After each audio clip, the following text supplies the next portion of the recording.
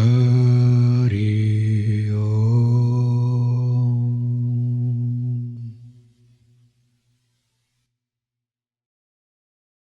There was a design to put the lotus in Santa Barbara up on a hill overlooking the ocean at the Satchidananda Ashram there.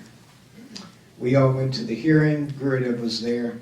Some neighbors objected to the lotus, saying, we don't want that pink cigar in our neighborhood. And there was some controversy. The hearing commission decided to put off the decision, and afterwards I said to Gurudev, in my professional opinion, we will get the permission to build and the permit next time. I said, no, we won't. He said, these people don't want it, they don't appreciate it. We will take it someplace where it will be appreciated.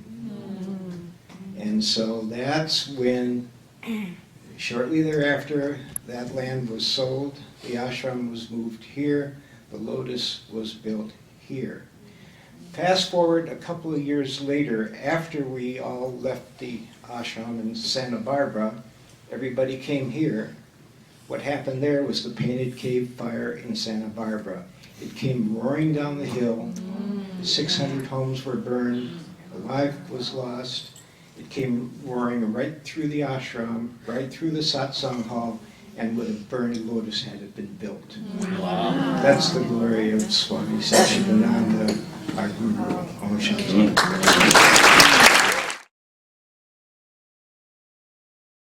So anyway, I continued and everybody was like following us. And then he sees a confessional box. And then he goes into it. I said, Gurudev, I'm not sure you can do this. No. He goes in, opens, I'm on the outside, he's on the inside. He opens a little cubby hole. Nalanie, come. And then, because of our upbringing, you think, oh God, what have I done wrong? That's my thought. And as I walk towards that cubby hole, and he looks at me and he goes, how dare you call yourself a sinner? Don't you know you're a child of God? And I think that changed my thinking for life. And I often tell this story to my students because I think that's the message he had for all of us. It was such a beautiful message. And really, my consciousness flipped after that. I was married to Vishnu Jason, who many of you have known. Thank you. And so this is a story about his passing. Vishnu, for some of you who didn't know him, he was president of the IYI in New York. He owned and managed and ran Integral Yoga Uptown in New York, which began at 500 West End Avenue, which was the first place that Gurudev ever gave a class in New York. And I would say that Vishnu's relationship to Swamiji was the most important thing in his life, and I was very honored to be second to that. But that was clearly. So Vishnu contracted, a very healthy yogi, he contracted pneumonia and was in the hospital. And just before he was put on a ventilator, he asked me to please call Gurudev. Now, I never spoke to Gurudev. I bowed to Gurudev, but I never spoke to him. I called, Prema answered, and she put me directly through to Gurudev. And each day, for the 8 days that Vishnu was in the hospital, Gurudev would give me a message, and then I would run to Vishnu and tell him the message, even though Vishnu was drugged and who knows where he was, probably a much better place than it looked like he was. Oh, just to say that he was in intensive care. And intensive care, usually you're with the patient, at least then, for about 5 or 10 minutes, and then you leave and they invite you back an hour later. Gurudev must have been there because we stayed for 55 minutes, asked us to leave for 5 minutes, and then we came back. And all night long we had Gurudev chanting Om Trayambakam in the background, and they kept rewinding. There were tapes then, they kept rewinding tapes. So Gurudev would tell me, Marilyn, people who are as sick as Vishnu, they can get better. And I'd run and, Vishnu! Gurudev said, people as sick as you are, they can get better. And so each day there would be this very kind, very soft communication. And then I got to the hospital on the 8th day, and I was told that Vishnu would pass on in the next few hours. So of course I called Gurudev and I said, well, Gurudev, Vishnu's going to pass in the next few hours. And so Gurudev said, okay, Marilyn, tell Vishnu, drop the body, drop the body, just tell him, drop the body. This is good news. He said, tell him not to be afraid, he'll come back, he'll be my baby. So,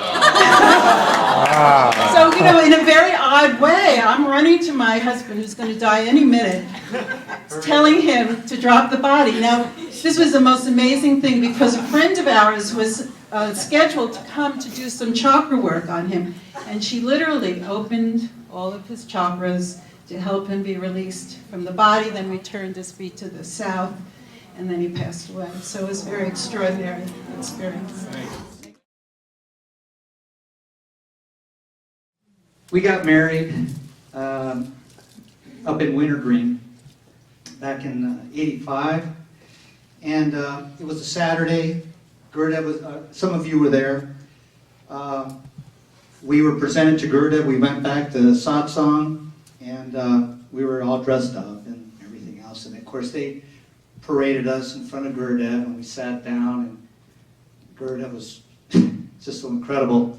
And we're there, and we're just feeling so blessed to be in front of his presence. And on the table was 3 roses. And so he gives me the 3 roses. And I'm looking at Guru Priya, and I said, I'm looking at Gurudev, and give one to Guru Priya, and I'm holding one, and he knows that I'm trying to figure out, what is this other rose, right? And he goes like this, he just picks it up. And then he whips it up. And then he smiles and gives it to Guru Priya. And 9 months to the day, Anthony, our son, Who is a saint on earth? was born to us. So I wrote a question and I put it in the box, and my question was, will I be united with the cosmic Valentine in this lifetime? And if so, how can I expedite the process?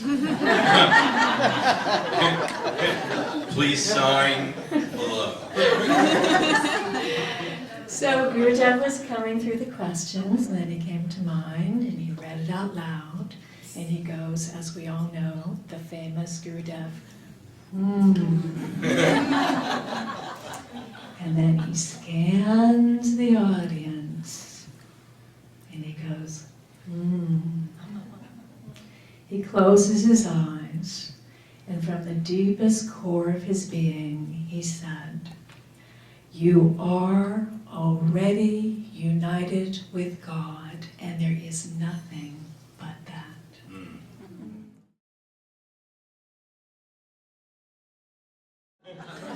Most of you know I was his pilot for, I guess, the better part of 20 years. So we had all kinds of opportunities to fly around in helicopters and airplanes and things like this. But the way it got started, my favorite story is the way this whole thing got started. I was living back and forth between Connecticut and 13th Street Institute. So we were doing a lot of retreats in those days. This would be somewhere in the 70s, I don't know, early, late, middle, who knows. If you remember the 70s, you weren't there. That's the 60s, sorry. If you remember the 70s, if you're in yoga, you better remember the 70s. So I was at one of these retreats, I was staffing the retreat, and Shanti Norris was Gurudev's secretary at the time. And they said, as a helper and maintenance guy and all those things. So, Gurudev, can you help move an air conditioner into Gurudev's quarters? He had a big trailer. Sure, I can do that. So, the night before, he had given a talk. And the talk was, dedicate everything in the name of yoga. You can do anything in the name of yoga.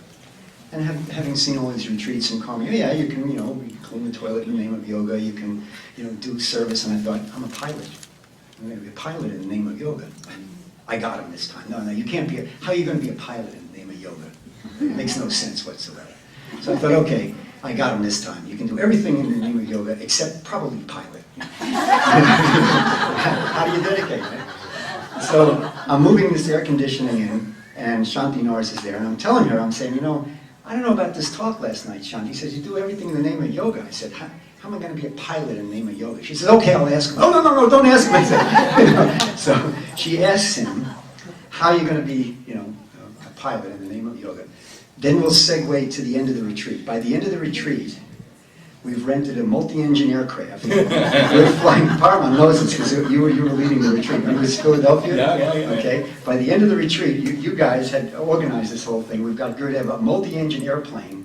And by the end of the retreat, it's not like, you know, a year later or 10 years later. This is like the next day or 2 days later. Here we are flying an airplane back up to Connecticut with Gurudev in the back, and I'm looking back, and he's got his feet up on the table. I told you this before, too. He's got this little table that comes down in the corporate aircraft, so he's got his feet up on the table, very auspicious to be under the feet of Gurudev. The feet is pointing right to the cockpit and right to me sitting in the cockpit. And I'm thinking like, oh yeah, you can be a pilot in the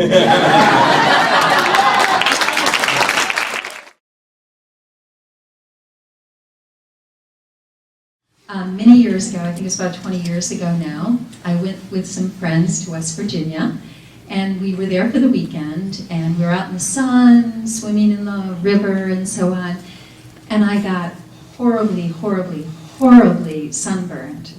Actually, it was sun poisoning that I got. So when I got back here to the ashram, I was really sick, nauseous, just, you know, regurgitating and dehydrated, and a friend was putting cold packs on my back. It was really bad. I probably should have gone to the hospital, but I was supposed to meet with Gurudev that afternoon, like at 6 o'clock or something like that, and I never missed when I was supposed to be with Gurudev and do some work and stuff. So I go over to his house, I'm barely, you know, alive, just barely dragging myself over there, and I pumped myself up and pretended like nothing was wrong and was going to proceed doing some work. And he walks in and he goes, "What's wrong?" And I'm standing there like, "Oh, you know, I'm fine. And he walks over and he goes, "Turn around." So I turn around and he lifts up my t-shirt in the back. And of course it's like bright red. And he goes, "Oh." And he takes his hand and he just goes around my back a couple of times, completely gone. Wow. It was like amazing. I had never had that experience where it actually was healed, like immediately. How many people here had a physical healing like that, or know somebody close to you that had that? Yeah, it happened a lot. When Mama passed away, and I took care of her for so many years, it left such a big energetic hole. And so there were days when I'd walk down Charlottesville and I'd think of Swamiji and I'd want to see him and he'd appear. I would be walking down the street and he'd appear and he'd hold my hand like when I was little, because I met him when I was 2, and we'd go walking along. Or if I were here in Yogaville, and if I just wanted to see him, he'd drive by or whatever, and he'd spend as long as I needed him to. And I didn't think about it at that time, but I thought, where was the car? How did he get there? But, you know, and it was just incredible.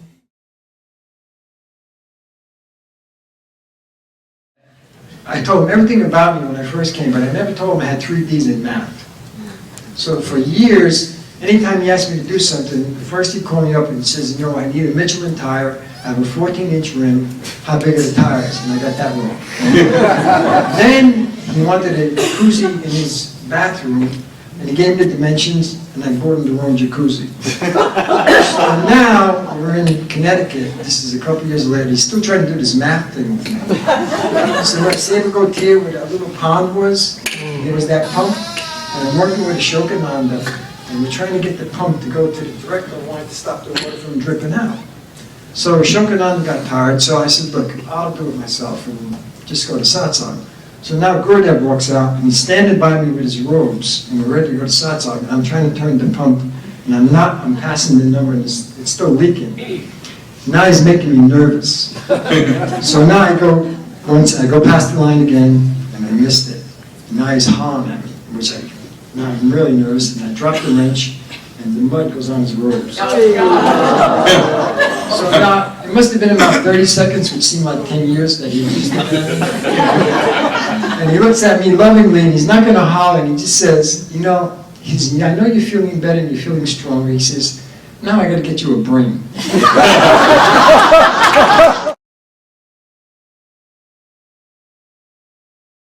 I was Sandy, and I didn't want one of those names because I was afraid of what he would call me. And I heard, I hope she's not here, but there was one girl called Jagadamba, and I thought, I'm sure she's a lovely person, but if he called me that, I would really freak out. So I thought, okay, I won't ask. I just won't ask. But then the time came where I did have to, I wanted a name. I wanted a name from him. So I had an opportunity. I was at the Lotus. I was a light here. I said, please, Gurudev. He came into the Lotus. I said, I've never asked you for a name. Could you please give me a name? And he looked at me and he said, call Prem tomorrow morning. I went, really? He said, yes. So I thought, oh boy, this is not good. And he doesn't even want to tell me in person. It was going to be really, So I was really worried. I had a bad night. And then in the morning, I called. I was sleeping in a trailer. I was a light. And I called her and she said, Deepa, or she said, hello, yes. Sandy, yes. Gurudev has a name for you. And I said, okay, what is it? And she said, Deepa. And I went, wow, Deepa, that sounded really good. I thought, wow, that's like I was on a cliff and I just dove off into the ocean, deep into the ocean. And I was so refreshed and I felt so beautiful. And I thought, oh, thank you. That is a beautiful name. And then I said, what does it mean? And she said, well, it's like a light. And I said, well, like Jyoti, like the big light? She says, well, no, it's not Jyoti, but it's light. And I said, well, what else is it? She says, well, like a lamp. And I said, lamp? My mind is going like crazy. Some people here are called Queen of the Universe. Which is what Jagadamba means.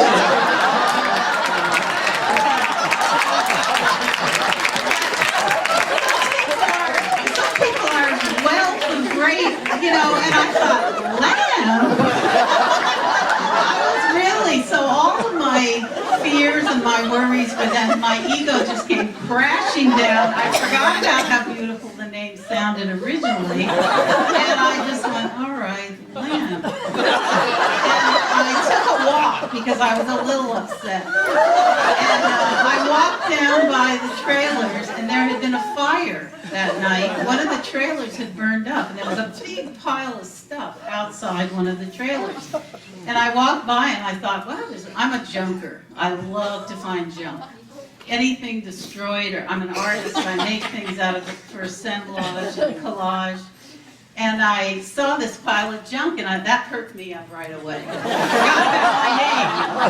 And then I went over and I saw this lamp. And it was all burned up, and it was dark, and the wire was frayed. Yeah, it probably started the fire. It was thrown on the pile, and it was like, and I looked at it, and I felt a kinship with it. And I just said, oh, you're so, look at you. And so I picked it up, and it was a pretty good size. It was a big lamp, actually. And I said, I'm going to take you home because I had a trailer. I'm going to fix you up. And so I took the lamp and I went back to my trailer, but I was very busy. I was a seamstress here and I had a lot to do. So I didn't get a chance to fix it up. So then I'm going to leave Yogaville. And the lamp is there, and they said, what do you want us to do with this lamp? I said, put it in the storage house, but put my name on it. So they put my name on it. This ugly, burnt-up lamp. So it's over in the corner. So I go home back in California. I'm back in California, and I get a call from one of the people here working on a project. They said, Deepa? I said, yes. We found a burnt-up lamp, and it has your name on it. Do you want this? And I said, well, I'm coming back, you know, and I'm going to fix it up. And they said, well, I'm in the storage house with Gurudev. And he's interested in this lamp, and he might want to use it for something. I said, Gurudev is with you? And he said, yes. And I said, he wants the lamp? And he said, yes. I said, well, yes, give it to him. Let him have it. I thought, wow, that's encouraging. Gurudev wants the lamp that I had rescued from the pile, and I'm Deepa the lamp. So I was feeling better about the name, you know, but I still wasn't convinced it was a great name. So I came back to the ashram, and I was kind of moping around again, and I thought, well, you know, I just get used to this name, Deepa. And I came to satsang that night. And I walked in, I don't cry. I walked in, and we went through the satsang, and then we came to the end, and we were going to do the jyoti, the light. And they bring out the jyoti light. That's the lamp.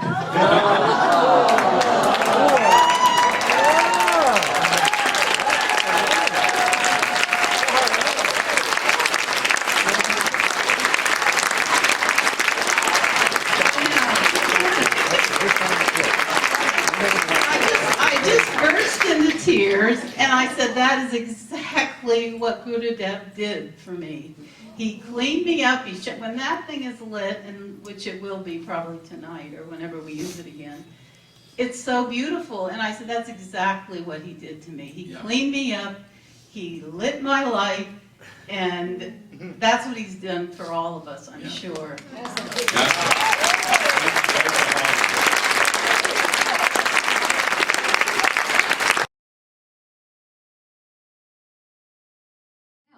So I'm just sitting there at my desk and nobody's there because it's a Saturday. I'm just waiting and I'm bored. So I was like, oh, I know. Let me call Gurudev. Haven't spoken to him in a while. So I pick up the phone and I dial the number. And he picks up and I said, hi Gurudev, it's me, Diaz. Oh, how are you? Why are you calling me from the office? Don't you know you are stealing? Boom!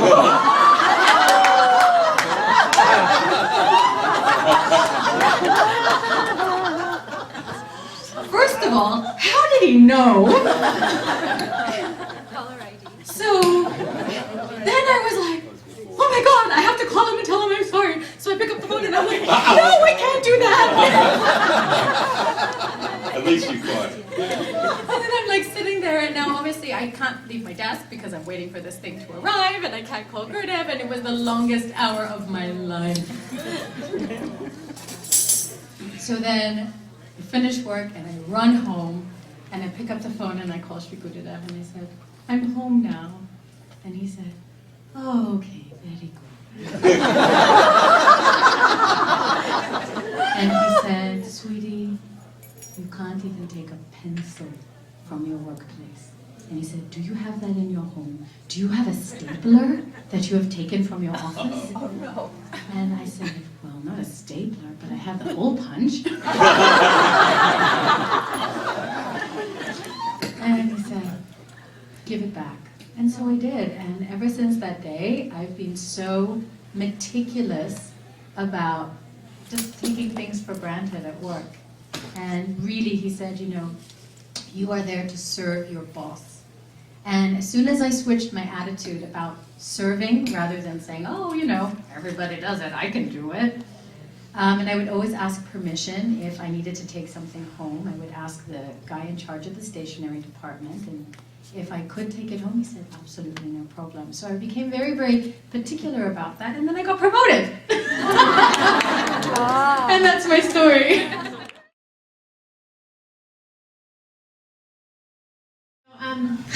went to India on a pilgrimage to go to Master Shivananda's ashram and some other places, and it was funny because my whole family at that point had kind of gotten on board the Gurudev train, and now we're like the wandering gypsy yoga family. So we're on our way to Rishikesh, and we stop at a little roadside, place to have lunch, and we walk in, and there's a table full of Asian women with the yantra on their backs. It's in the middle of nowhere.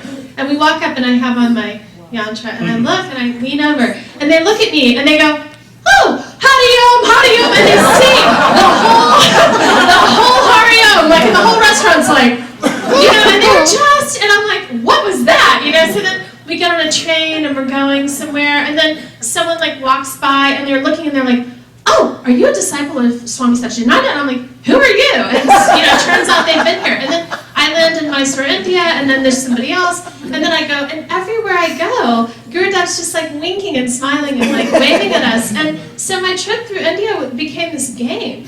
Who am I going to meet from our Sangha, and where am I going to meet them? And it was just a whole lot of fun. And so now, all my children, my 2 20-year-olds, my 9-year-old, my 11-year-old, my husband, we all have names, we're all here, and they're growing up here, and he is the center of our home. So, and I never knew him in the body, no big deal. Thank you.